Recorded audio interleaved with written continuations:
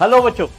तो 3 मई 2026 को हमारा नीट का एग्जाम हुआ। इस एग्जाम के लिए आप सबने अपनी लाइफ की बेस्ट मेहनत की। साल भर आप लगे रहे, आप रातों में जागते रहे जब पूरी दुनिया सोती रही, जब आपके दोस्त घूम रहे थे उस टाइम आप प्रैक्टिस कर रहे थे, टेस्ट दे रहे थे। जिस टाइम लोग मैरिज फंक्शन पार्टीज मना रहे थे, आप घर के पिंजरे में बैठकर अपने आप को भविष्य का डॉक्टर बनाने के लिए तैयारी कर रहे थे। आपने सैकड़ों बलिदान दिए, आपने सोशल लाइफ को लिमिटेड किया, आपने मिलने जुलना बंद कर दिया, आपने इधर उधर जाना बंद कर दिया। बस आपकी जिंदगी में एक ही सपना चल रहा था, एक ही मेहनत चल रही थी कि मुझे फिजिक्स, केमिस्ट्री और बायोलॉजी में करके इस बार 2026 में 3 मई को जो पेपर हुआ, इस बार नीट में इतने नंबर लेकर आने हैं कि मुझे एम्स या गवर्नमेंट मेडिकल कॉलेज मिल जाए ताकि मैं अपने डॉक्टर बनने का सपना पूरा कर सकूं। और बच्चों, इसके लिए मैं सबसे पहले तो आपको बधाई देता हूं कि यार आप में वो जीवटता है, आप में वो संघर्ष है, आप में वो बलिदान करने की इच्छा शक्ति है, आप में वो डिटर्मिनेशन है, आप में वो जुनून है कि आपने इतनी मेहनत की। इस उम्र में 15 से 20 साल का बच्चा इतना त्याग, इतना बलिदान, इतने सब कुछ करके अगर तैयारी कर रहा है तो सच्चे मायने में वो एक योद्धा है, डॉक्टर बनने की काबिलियत रखता है।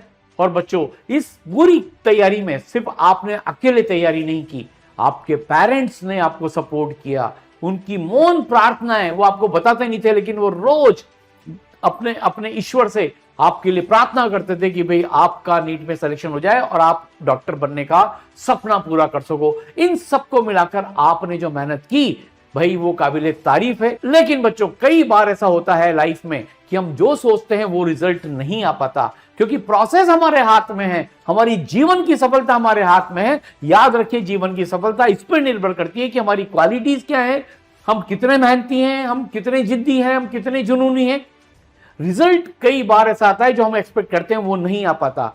और इस बार पैटर्न में भी और लेवल ऑफ द पेपर में भी फर्क था। 24 का पेपर बहुत इजी आया, 25 का पेपर टफ आया, लेकिन 26 में एनटीए ने जो पेपर दिया बच्चों, वो थोड़ा लेंथी तो था लेकिन थोड़ा सा इजी लेवल पर आया। इसलिए हो सकता है कि मार्क्स की कट ऑफ ऊपर चल जाए बच्चों। लेकिन मैं आपसे एक चीज कहना चाहता हूं, इस टाइम आपको मन छोटा नहीं करना है।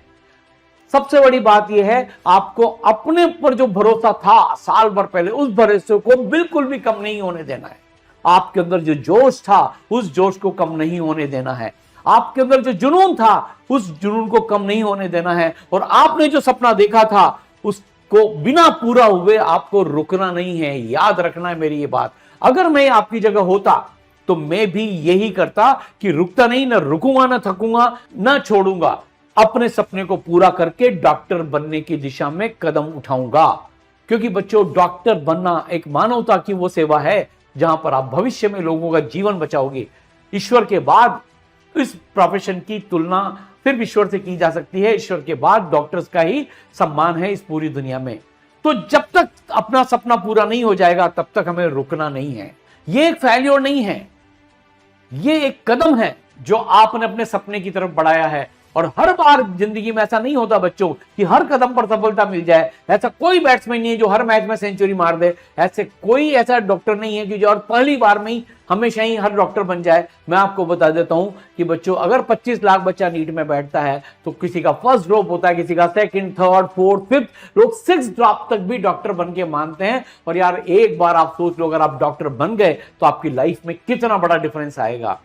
तो बच्चों, अभी आपके सामने, अब आपके मन में बहुत सारी शंकाएं चल रही होगी, मेरे इतने नंबर आएंगे, मेरा क्वालिफाई होगा कि नहीं होगा, मैं गवर्नमेंट मेडिकल कॉलेज में जा पाऊंगा कि नहीं जा पाऊंगा, कितना कट ऑफ जाएगा, मेरे स्टेट का कोटा कितना होगा। ये जितनी भी शंकाएं आपके मन में चल रही है बच्चों, उसके बारे में मैं बताऊंगा। लेकिन अभी मैं आपको पहले से ही बता देता हूं कि सबसे पहले तो आप मुस्कुराओ, अपने आप को रिकंसाइल करो। आपने कोई गलती नहीं की, आपने पूरी मेहनत की है और फल एक दिन जरूर मिलेगा। एक दिन में नहीं मिलेगा लेकिन एक दिन जरूर मिलेगा। कई बार ऐसा होता है कि जीवन में हमारा दिन नहीं था, हम कहीं ना कहीं टंबल हो गए, हमसे फिजिक्स में गड़बड़ हो गई, हमें बायोलॉजी में ज्यादा टाइम लग गया, हमें केमिस्ट्री में स्टेटमेंट में उलझ गया, जो कुछ भी हुआ यार, लेकिन अब वो हो गया। टाइम मशीन नहीं है, पीछे रिग्रेट करने से कोई फायदा नहीं है बच्चों। अब आपके सामने देखो, जिंदगी में 2 चीजें चल रही है, कि आप या तो डॉक्टर बनने की दिशा में एक कदम उठा दो और या फिर कंप्रोमाइज करके कोई बीएससी कॉलेज या किसी प्राइवेट मेडिकल कॉलेज में लेने की बात करो।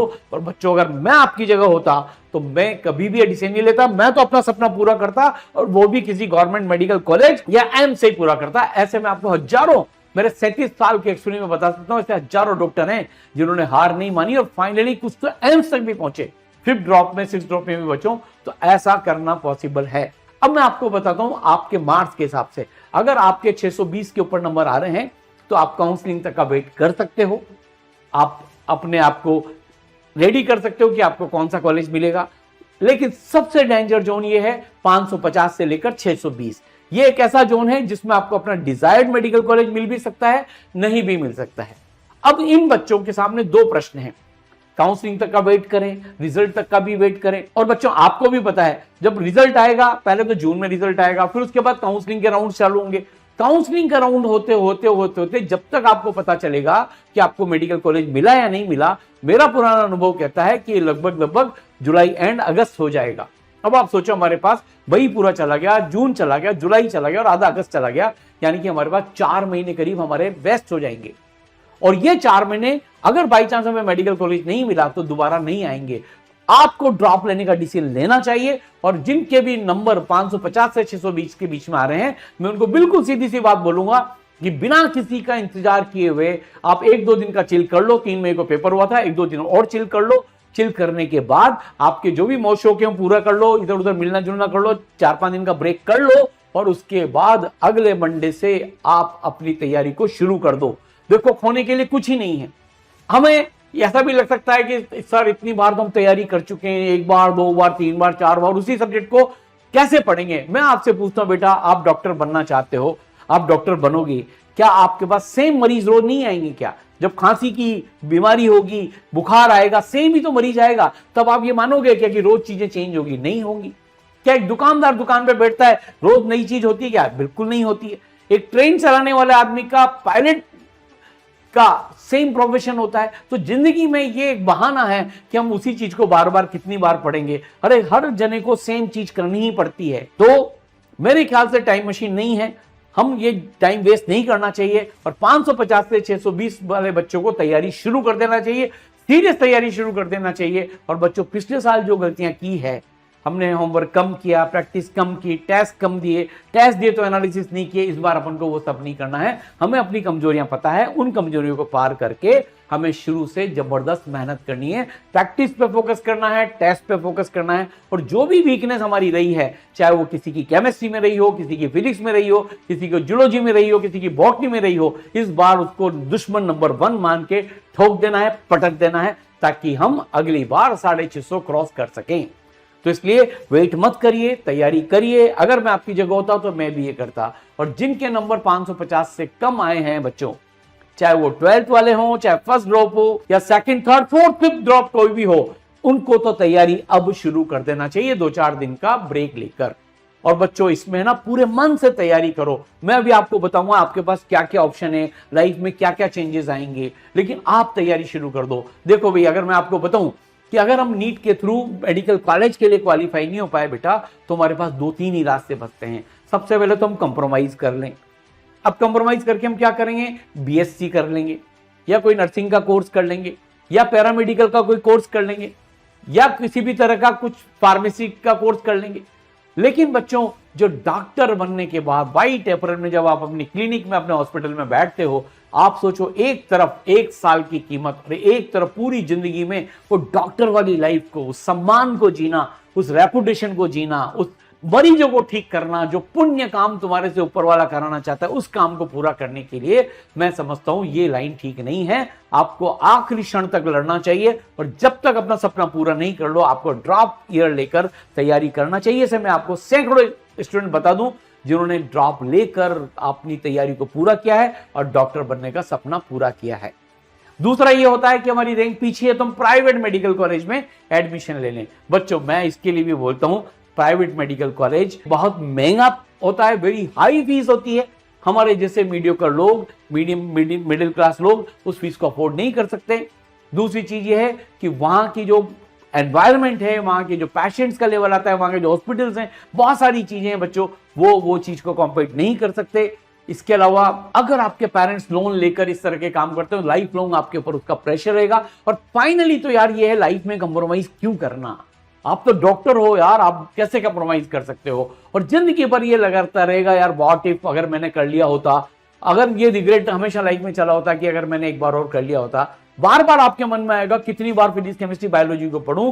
पर बच्चों ये तो प्रकृति का नियम है, सूरज रोज उगता है रोज डूबता है, चिड़िया रोज सुबह उठती है रात को सोती है, हम भी सुबह उठते हैं रात को सोते हैं बच्चों। ये तो जीवन की दिनचर्या है और ये तो आपको हमेशा ही करना है, ये आपका प्रोफेशन है। तो इसमें इस बहाने को तो आप खारिज कर दो और कंप्रोमाइज नहीं करना चाहिए। आप सोचो करोड़ों रुपए लगाने से क्या फायदा यार, और आपने अगर एक साल में अगर क्लिक कर लिया तो सोच लो करोड़ों रुपए तो वैसे ही बचा लिए। और दूसरा रास्ता यह है कि बच्चों आप ड्रॉप ले लो, ड्रॉप लेकर गवर्नमेंट मेडिकल कॉलेज और एम्स की तैयारी करो। फिर देखो यार, जैसे ही एमबीबीएस होगा, आपकी लाइफ में जो आपका बलिदान है, आपको एक पर्पस मिलेगा, एक पोजीशन मिलेगी, सोसाइटी में रेपुटेशन मिलेगी। सिर्फ एक साल आपको यह मेहनत करनी है बच्चों, जमीन आसमान का फर्क पड़ जाएगा। ये ड्रॉप ईयर का मतलब रिपीट ईयर नहीं है, ये रीबिल्ड ईयर है। इसको इस बार रीबिल्ड ईयर की तरह लो।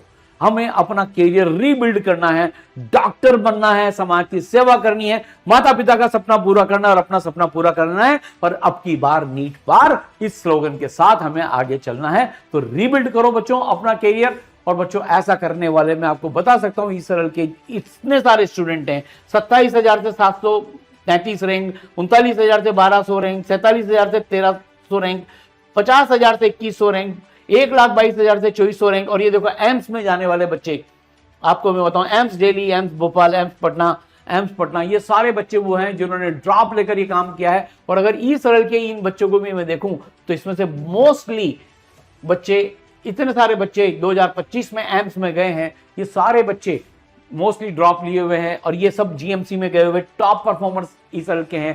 तो इन्होंने भी ड्रॉप लेकर आपकी तरह मेहनत की और ये जीएमसी में पहुंचे। तो बच्चों सबसे बड़ी बात यह है, अपने सपने को कम मत आंको, अपने सपने को गवाओ मत, उसके लिए उठो, जागो। Failure is the pillar of success. और ये फेल्योर नहीं है, ये एक चांस है कि हम मार्जिनली मिस हो गए या कैसे भी हो गया, लेकिन मैं आपको बताऊंगा आपको संघर्ष करना चाहिए, क्योंकि आप में क्षमता है। You are born to be doctor. आप डॉक्टर बनने के लिए ही पैदा हुए हो, समाज की सेवा करने के लिए पैदा हुए हो, मानवता का कल्याण करने के लिए पैदा हुए हो। तो अब ठान लो कि डॉक्टर तो बनूंगा ही। और एम्स दिल्ली की इस बार तस्वीर अपनी टेबल पर लगा लो और एम्स दिल्ली के लिए ट्राई करो। तो कम से कम एम्स दिल्ली नहीं भी पहुंच पाए तो किसी और एम्स में और गवर्नमेंट मेडिकल कॉलेज में हम जा सकते हैं। तो बच्चों ये कॉल आपका है, लाइफ आपकी है।